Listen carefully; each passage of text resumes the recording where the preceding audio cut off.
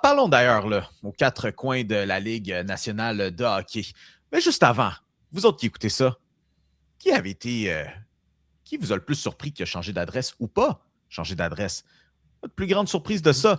Vous savez, en tout cas, personnellement, parce que je sais que vous deux, vous portez grande importance sur mon opinion. Moi, ma plus grande surprise, en étant non surprise, c'est le fait que Nazem Kadri est retourné au Colorado. Je veux dire, fallait-tu être choqué? S'il y avait moyen de rembobiner la cassette, il y a exactement une semaine sur ce podcast, quelqu'un du nom de Félix a prédit deux choses. Voyons, Graf, il allait marquer pour les Sharks et que Nazem Kadri s'est retourné au Colorado. Ces deux choses se sont passées. Malheureusement, il y a Vincent Deslauriers qui n'a pas marqué contre Montréal, mais ça, on n'en parlera pas. Ouais. Non, mais il n'y a pas eu de pénalité. Avec Trocheck ou Malkin. Oublie ce bout-là, mais sinon, oui. Exact. On s'en fout de ces deux-là. Le 100%. Et encore meilleur, Bob Léponge a été name-dropped pendant le match des Canadiens contre les Sharks, ce qui était encore plus fantastique. Donc, Nazem Kadri, qui, à la surprise d'absolument personne, quitte les Flames de Calgary. Après ça, pour retourner à l'Avalanche, tout dépendant où est-ce que vous vous situez, vraiment, mais en soi, je pense que le mariage, ou du moins cette réconciliation était dans les cartes, était naturelle pour les deux clans. Donc, Kadri et un choix de quatrième tour en retour d'un choix de première ronde, d'un choix de deuxième ronde, Victor Olofsson et Max Curran Pop. On dit encore une fois, ça devait revenir, mais en même temps, un nécessaire quand même, je pense, pour l'Avalanche. Écoute, dans une équipe qui a Nathan McKinnon comme premier centre, tu peux te sauver de quelques problèmes. Tu crois?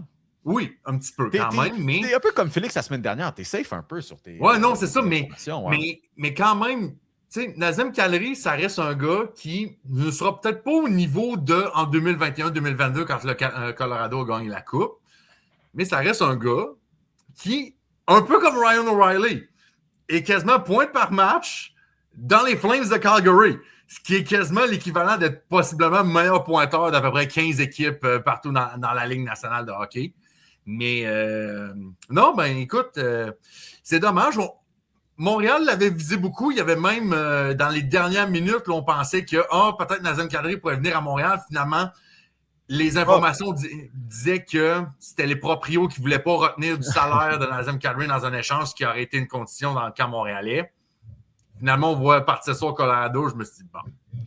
Ils ont obtenu du salaire. Puis ça, c'est un élément extrêmement important pour ceux qui ont moins suivi petite anatomie vis-à-vis de la transaction. Nazem Kadri, à la base, il y avait une entente en place pour l'envoyer au Colorado, qui était en début de semaine, après lundi. L'entente finalement a avorté quand les Flames n'ont pas voulu retenir du salaire. Donc là, c'est à ce moment-là que l'Avalanche a pivoté vers Nicolas Roy, parce qu'on a aussi acquis Nicolas Roy.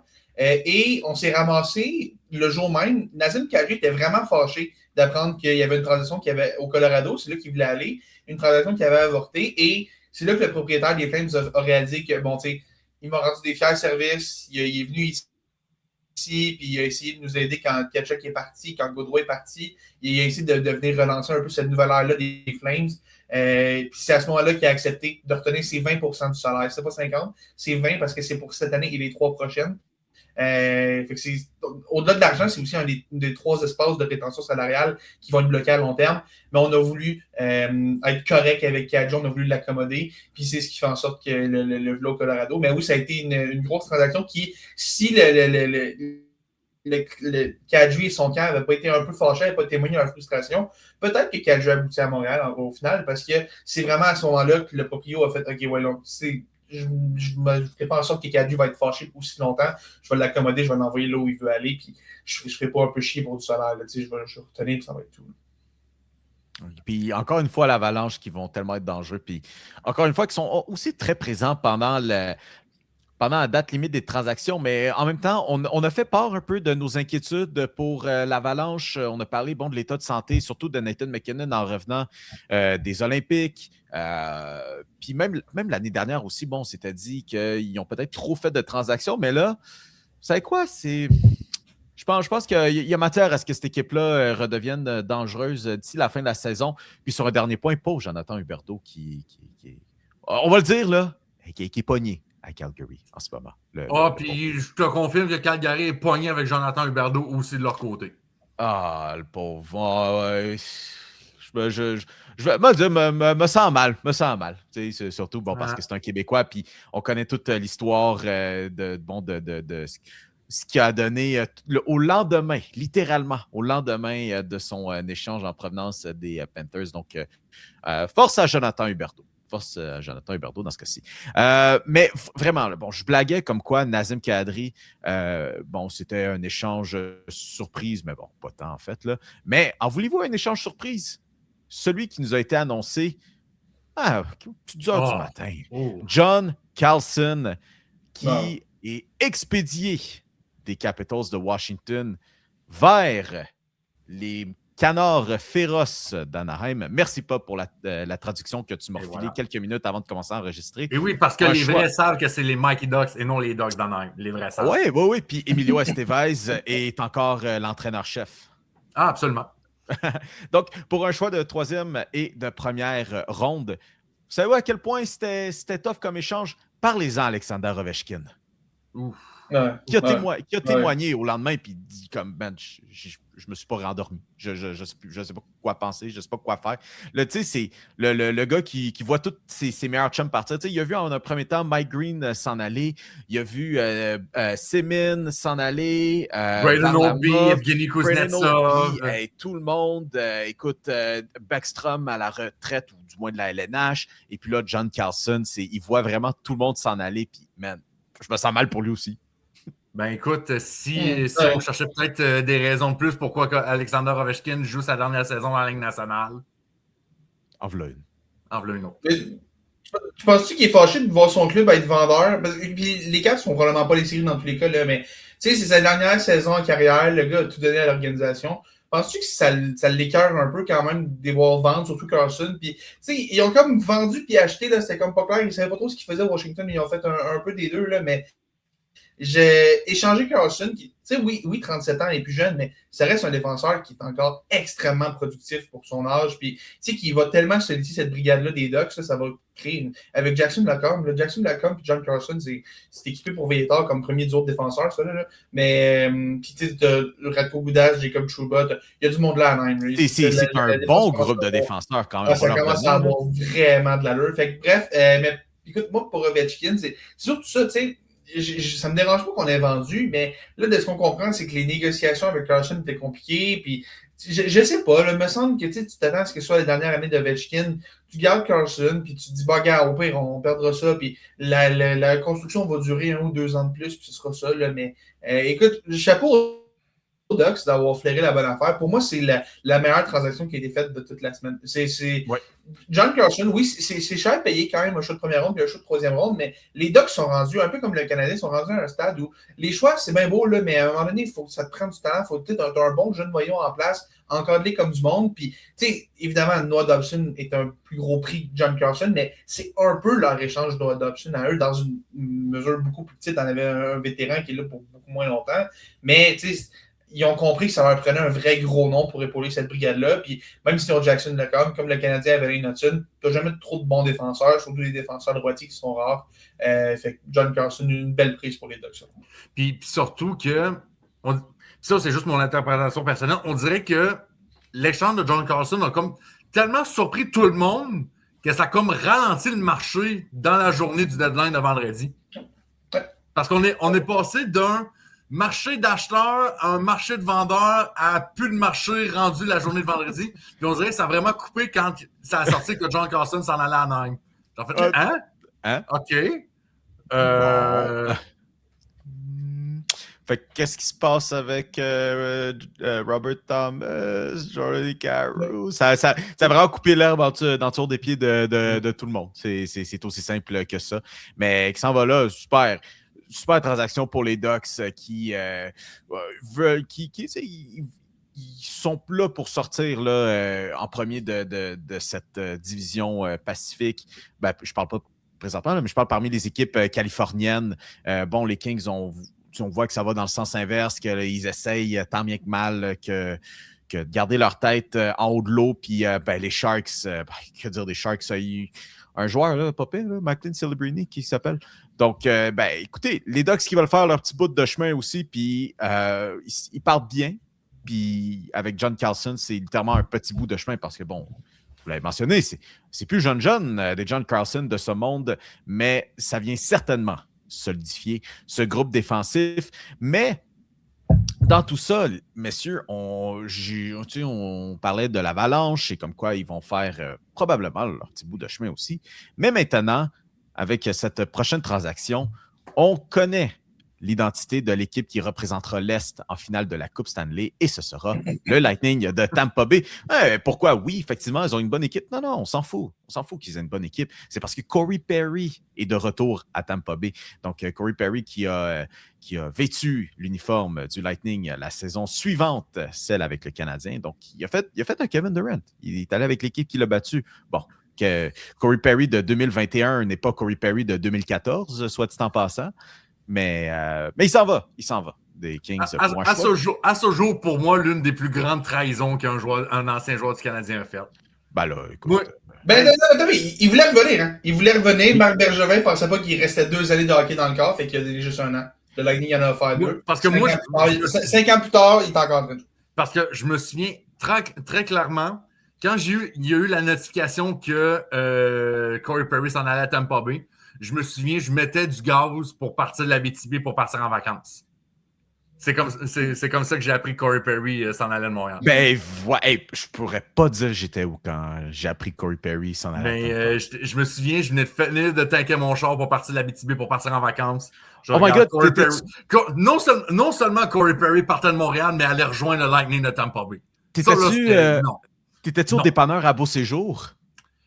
Non. Pour les gens, je sais de quoi tu parles, je sais quelle référence tu fais par. Pour les gens qui s'en vont en Abitibi, c'est comme le premier dépanneur, pas dire premier signe de vie, mais c'est le premier dépanneur que tu vois en sortant du parc de la Vérandre. Et voilà. Voilà, ça termine là. Mais donc, Corey Perry, puis en plus de ça, non seulement Félix, on n'était pas trop sûr chez les Canadiens qui avaient 2 années dans le corps encore, mais de là à valoir un choix de 2e ronde. Oui, c'est impressionnant. Puis Corey Perry, évidemment, tu l'as dit, il n'est pas le Corey Perry des belles années. Mais ça reste un gars qui, sur un 4e trio en série, t'es vraiment content de l'avoir. On le sait, en finale, t'aimerais mieux qu'il soit dans notre équipe parce que c'est pas mal un signe que tu vas perdre. Il a quand même perdu 5 finales en 6 ans, le pauvre.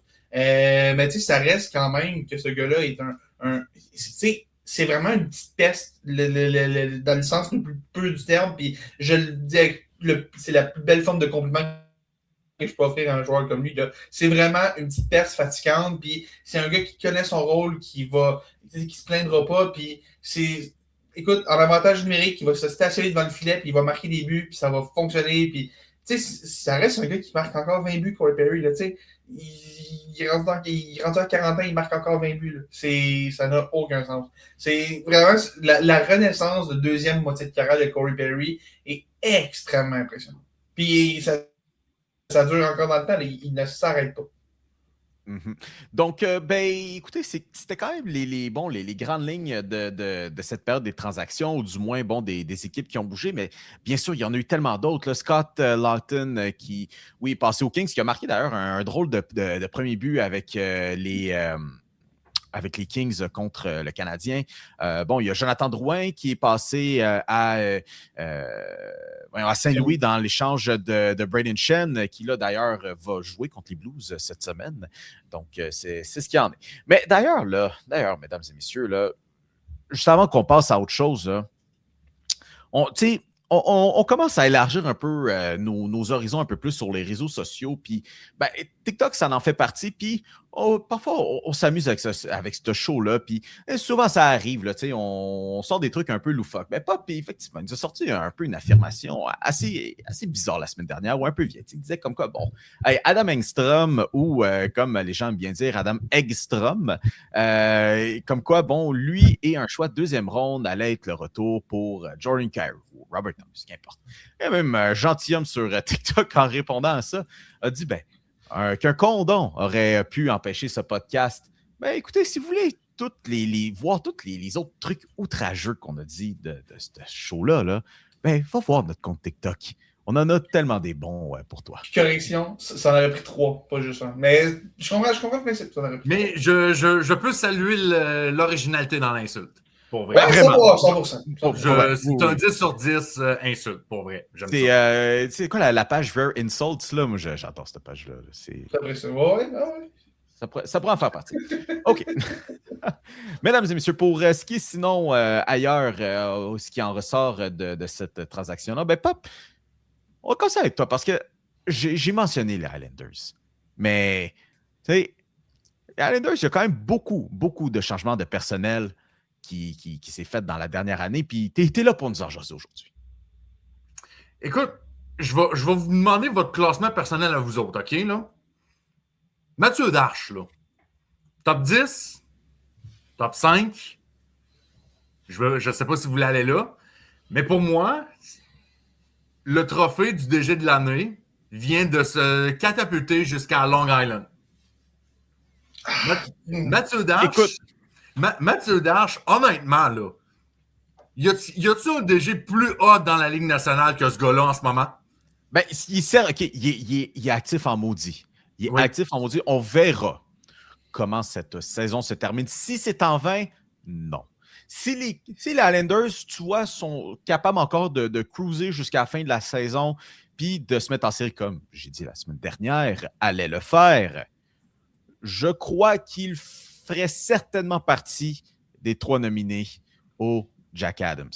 Parce que au DG, parle pas de Jack Adams, au DG. Non, c'est ça.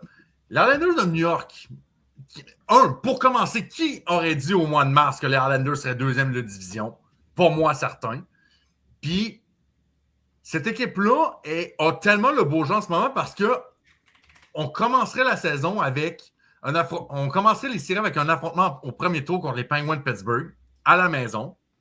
Et là, depuis que Mathieu Darche est arrivé, premièrement, il a pris la gothique décision de garder Patrick Roy comme entraîneur-chef. Après ça arrive, bon, il y a eu la loc de la loterie pour Matthew Schaefer, mais écoute, tous les bons DG dans la Ligue nationale sont un minimum chanceux pour commencer. Et là, tu as rentré Brendan Shen. Faut pas oublier aussi, on a rentré André Spallat et Carson Soucy avant un peu le sprint final de la période des transactions. Et honnêtement, si cette équipe-là réussit à se rendre en 2e, peut-être même en 3e ronde des séries, ce serait un retournement de situation complètement spectaculaire pour les Highlanders de New York, alors qu'on n'a même pas sacrifié des gars comme Cole Hazelman. On n'est pas allé sacrifier Keyshawn Hitchison. On est allé chercher aussi Victor Eklund, puis on a aussi pris la gothique décision d'échanger Noah Dobson, et ça n'a même pas paru au final. Écoute, tu m'aimeras pas, mais oui, regarde, Mathieu Darche, c'est beau. C'est beau, mais écoute, sérieusement, s'il n'y a pas la luck d'avoir Matthew Schaefer premier au total, cette saison des Highlanders vaut rien. En ce moment, la raison pour laquelle les Highlanders sont vraiment bons, c'est parce que Matthew Schaefer leur a un peu de Non. OK. Matthew Schaefer est la 2e raison. La vraie première raison, c'est Ilya Sorokin qui va gagner le trophée Vezina cette année. Ouais, mais il n'a pas été chercher Sorokin, il était déjà là. Non, je regarde l'alignement des Highlanders. Les Highlanders, là, qui s'est vraiment ajouté à ce groupe-là, à part Schaefer, qui a vraiment changé. Tout ce qui était là était déjà là. Boervat était déjà là. Matthew Barzal était déjà là. Andersley était déjà là. Le groupe était déjà... Oui, OK, Dawson, c'était un gros pari. Puis, tu sais, j'ai de la misère à dire que c'est une victoire parce que oui, Heinemann a un beau début de saison, mais c'est vraiment tranquille. Les 2 guides, c'est beau, ça vaut ce que c'est. Puis, ouais, mais en fait, c'est ça. Cette opinion-là va dépendre comment Keyshawn Hitchison et Victor Eklund vont faire dans 5 ans. Exact. Moi, écoute, c'est pas si pire, il a ramassé la belle valeur pour un gars qui voulait clairement quitter, qui voulait pas signer. Mais en ce moment, tu sais, je vois, maintenant qu'on considère le contrat de Jean-Gabriel Pajot aussi, là, 4,85 millions pour 3 autres années pour Jean-Gabriel Pajot, un peu cher à mon goût. Félix, juste avant. Puis, veux-tu dire ça aux Ducks aussi pour Ryan Pelling? Ouais, même principe. C'est le même gars. Mais bref, puis l'autre affaire aussi, là, Brendan Shen, je comprends pourquoi on l'a fait, l'échange de Brendan Shen, parce que cette équipe-là va bien, puis on a voulu les récompenser. Mais Brendan Shen avec les Highlanders, là, j'ai l'impression que c'est le même principe que si le Canadien avait été acheteur il y a 2 ans. Puis, sais, le Canadien n'est même pas prêt à être acheteur pour de vrai en ce moment. Fait j'ai l'impression qu'on a jumpé le gun, puis gars, peut-être que je vais me tromper complètement, là, mais je suis pas un énorme fan de ce qu'ils ont fait de Islanders. Puis il y a une faction, c'est drôle parce que tu me parles de ça, parce qu'il y a une faction de fans des Islanders qui voulaient la tête de Darche sur une pique après la date limite, parce que les Islanders, dans une année qui c'est supposé être de retour, on a la 4e plus vieille équipe de toute la LNH. C'est la 4e plus vieille équipe. Puis il y a une bonne partie de ça parce que les gars qui étaient déjà en place, là, mais Brayden Schenn, ça reste un gars de 34 ans, bientôt 35, qui gagne 6,5 millions pour cette année, les 2 prochaines, et qui ralentit. C'est un bon troisième centre. 6,5 millions pour un troisième centre, c'est beaucoup d'argent. Là. Puis, à Montréal, là, Philippe Danault, on a payé un deuxième choix pour, là, qui gagne 5,5, qui fait un troisième centre. Là. On paye un choix de 2. Les Islanders ont payé un choix de première ronde, un choix de troisième ronde et un espoir. Je trouve ça chiant. Mais il est actif. Je donne, il est actif, mais je trouve ça un peu chiant. OK. Je pense, il ferait quand même partie, je pense, du top 3, même si encore une fois, oui, Schaefer a été donné sur un plateau de platine, pas juste d'argent, de platine, mais il en fera partie. Le vrai défi, effectivement, pour les Islanders et surtout Mathieu Darche en allant de l'avant, avec ce vieux groupe, c'est comment est-ce que maintenant on va repêcher, comment est-ce qu'on va développer autour de Matthew Schaefer et maintenant de quoi aura l'air cette relève. Mais Félix, les deux, on va s'attaquer à une autre équipe, mais les Blues de Saint-Louis. Les Blues de Saint-Louis, que dire? J'adore de un ce que tu as écrit sur notre document là, de préparation. Tu sais quoi? Je vais te laisser la lire. OK.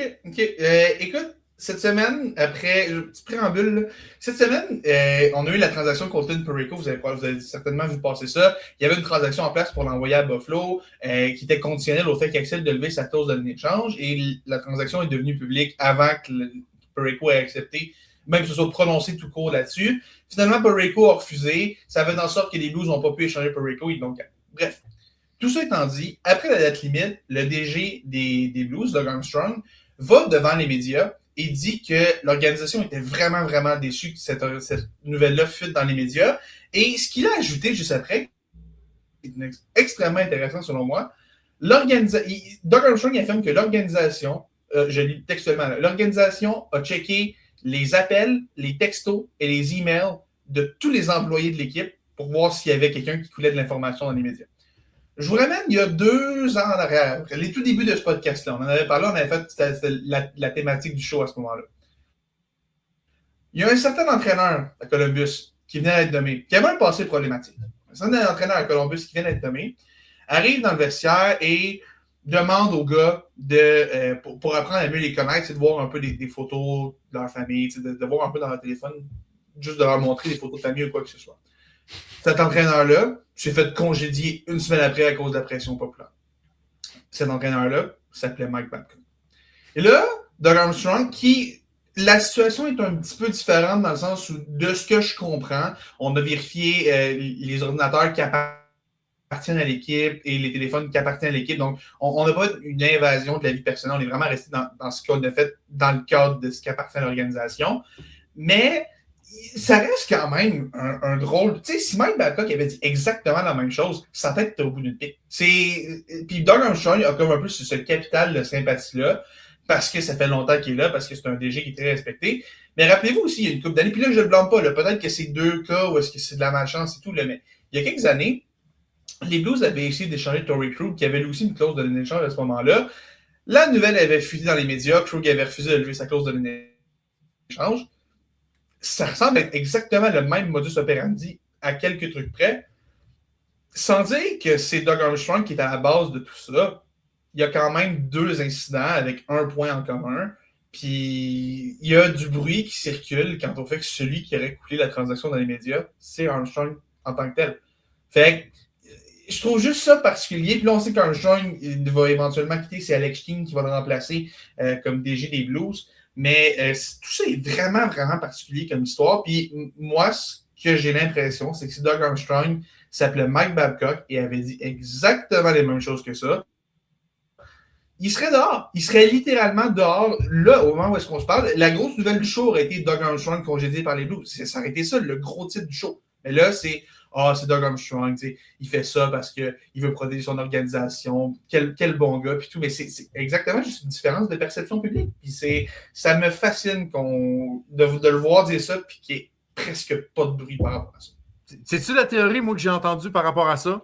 Vas-y. C'est que Doug Armstrong a tout dit ça juste pour mettre la pression sur Buffalo pour que tout le monde pense que c'est Buffalo qui a fuité toute l'histoire de Colton Parayko.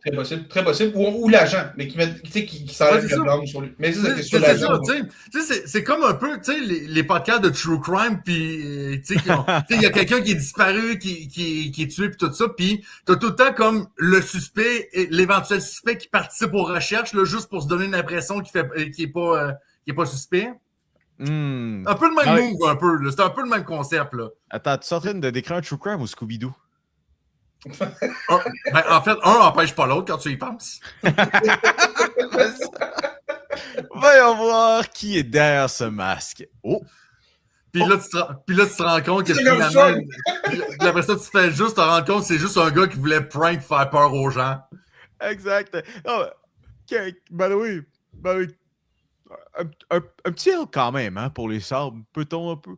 fermer un petit L quand même. L'année que les sabres redeviennent cool, ça va faire du chemin en série. Ben, tu sais quoi, on va être pas trop acheteurs, mais tu sais, améliorer la ligne bleue. En plus, c'est avec une ligne bleue de gars qui font tous 6 pieds 1 en montant.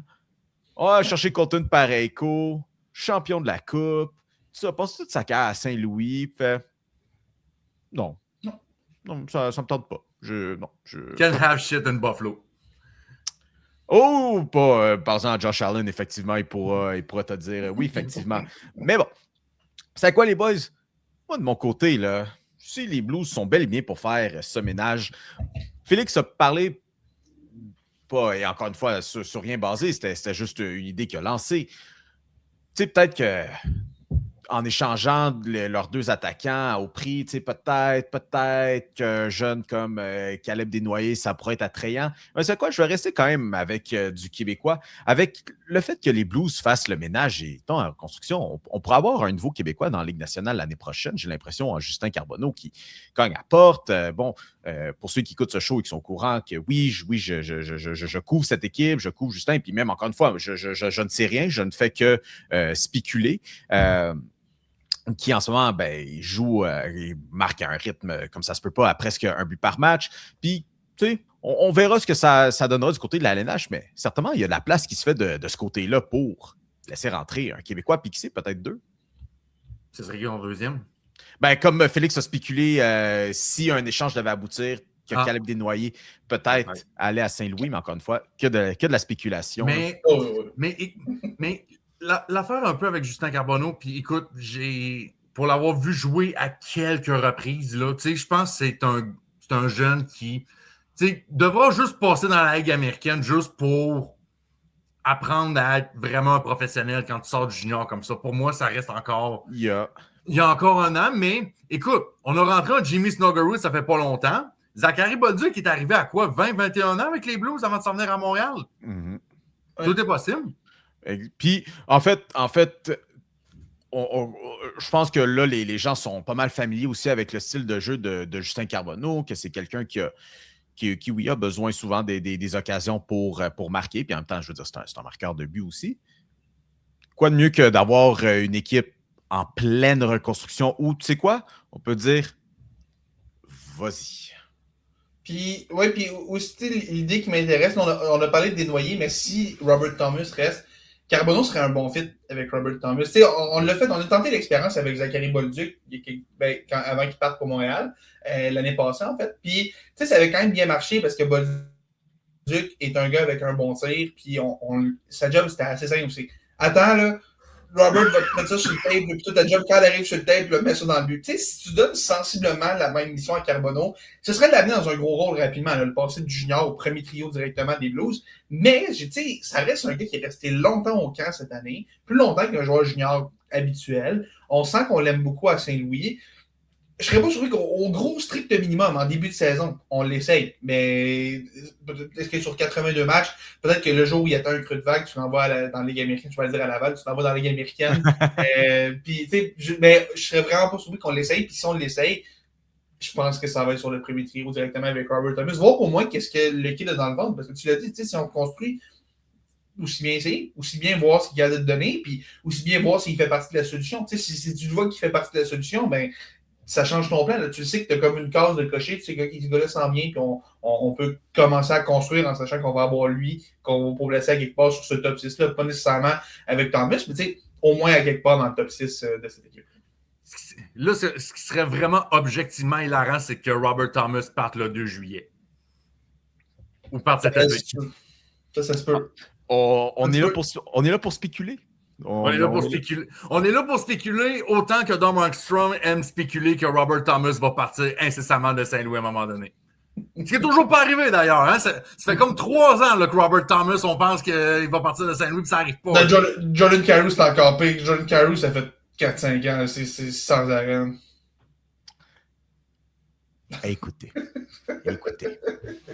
On est juste là pour apprécier le show. Moi, j'aimerais juste ça voir Alexander Steen. Première affaire qu'il fait, officiellement nommé DG, il échange Robert Thomas, chose que son prédécesseur n'a jamais faite. Ben, comme Mathieu Dash, qu'il a échangé de Noah Dobson direct en arrivant. Pourquoi pas? T'arrives, tu fais un statement, pouf, t'arrives dedans. T'imagines-tu si Cadieux est arrivé, première affaire qu'il fait, il échange avec Suzuki? Ça considérant en quoi il a développé, puis je pense que les gens ont encore la mémoire longue avec ce qui est arrivé avec Ryan McDonough.